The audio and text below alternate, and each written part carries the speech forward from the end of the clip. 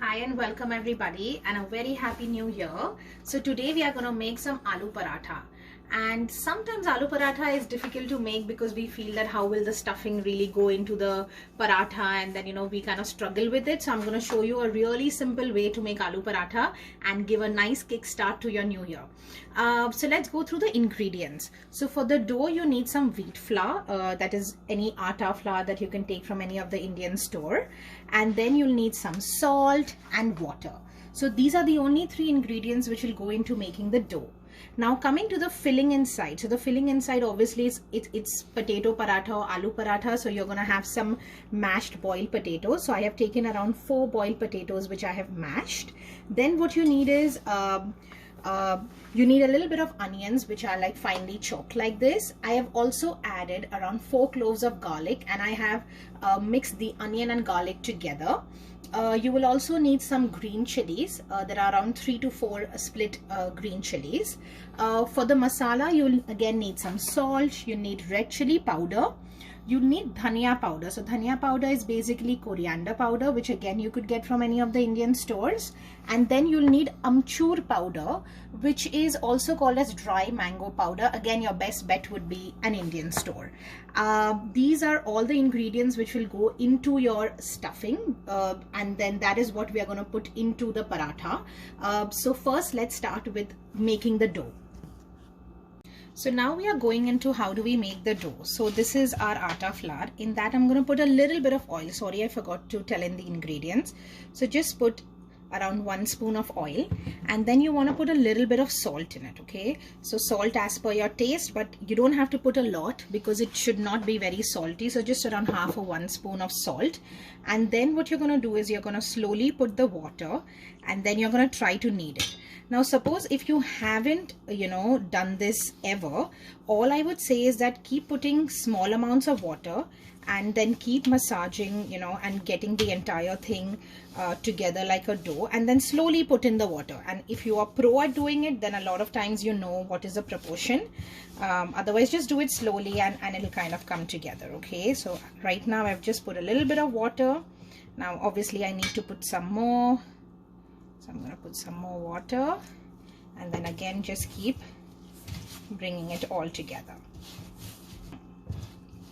Okay, so if you're wondering that what should be the temperature of the water, well, it honestly doesn't matter, but you could just have water at room temperature. Right now I've just taken tap water, so it really doesn't matter. Okay, so now as you can see, most of it is actually come together and just a little bit is remaining. So I'm still going to put in a little bit of water, but be careful not to put in a lot, and I think this should be enough.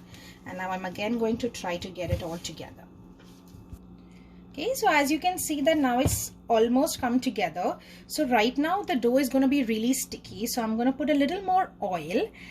Okay, so just put like 1 or 1.5 spoon of oil, and now again try to massage it for at least 2 or 3 minutes, and you'll see that the final end product is really good. But you will have to put a little bit of oil here, otherwise it's going to be very sticky and it's going to be difficult for you to get the dough together.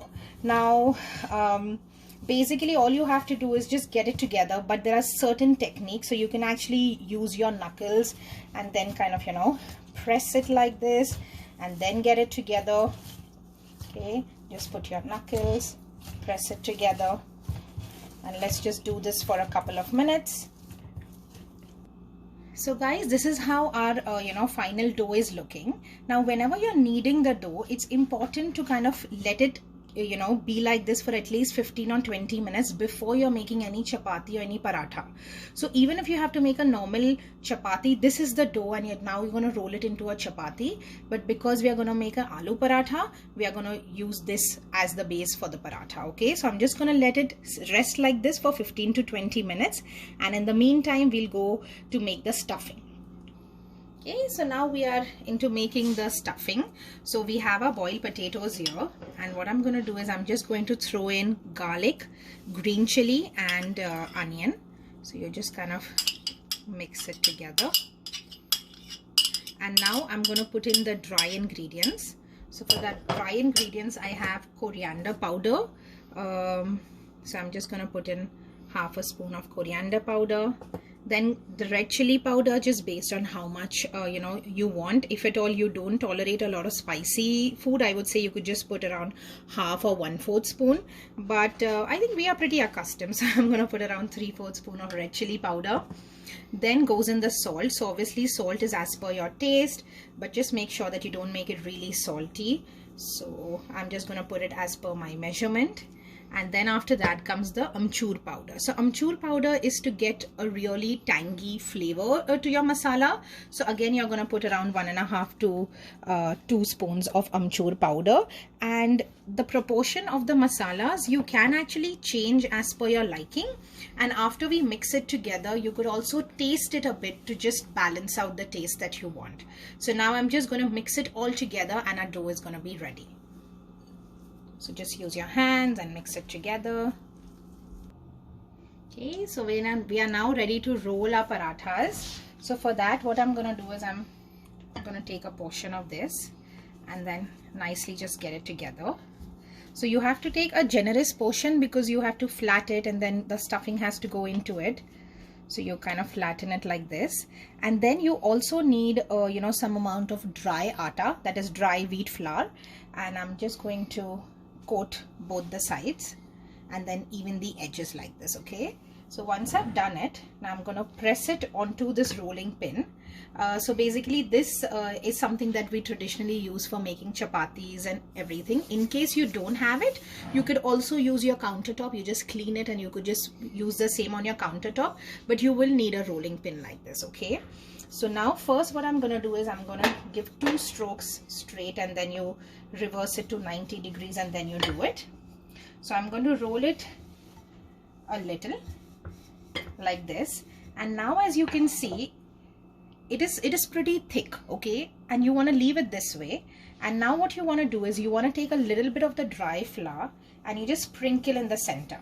Okay, so once you've done that, now what I'm going to do is I'm going to take a little bit of the masala. So you can use a spoon to take the masala. Okay, so you take a little bit of the masala and what you want to do is you want to place it in the center. Okay, so once you do that, initially what I would say is try not to put a lot of the stuffing if at all making aloo paratha is something new to you, and slowly you will get the knack of putting in more stuffing. So now what you do is again you take a little bit of dry flour and then you just put it over it. And now what you want to do it, you basically just want to get all these edges together. So you can hold it up like this and then slowly just get it together. Okay, slowly just get it together like this. And now just press all of these together and then just let it go on to one side. And now again with gentle hands just try to press it a bit. And now again what you want to do is you want to dab in a little bit of dry flour. So either you could use it like this or you just put it into the container of dry flour. So once I've done this, now what I'm going to do is this portion I'm going to keep it up, which has all the edges, and then I'm going to slowly use my rolling pin, okay, to roll it a little more. Okay, now when you're doing this, you just have to be careful that you don't have to apply a lot of pressure. It's actually with gentle hands that I'm doing it.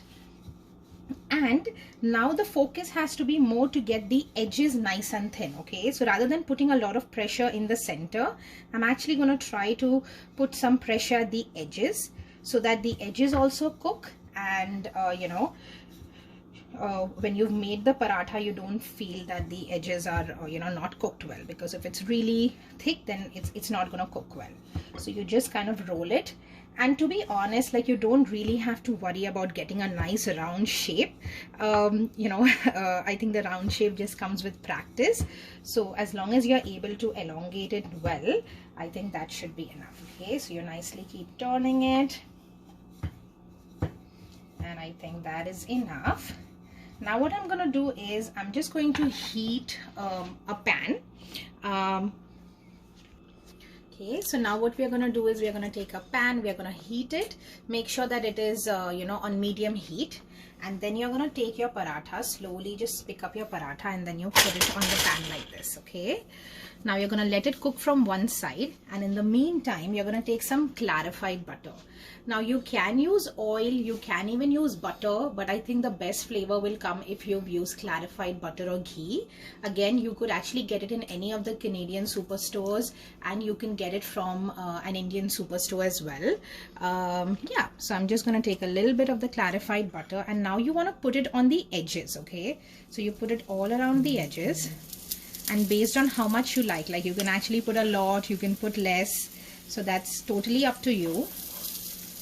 But I love clarified butter, so I'm gonna put a decent amount, and then you just let it cook from one side.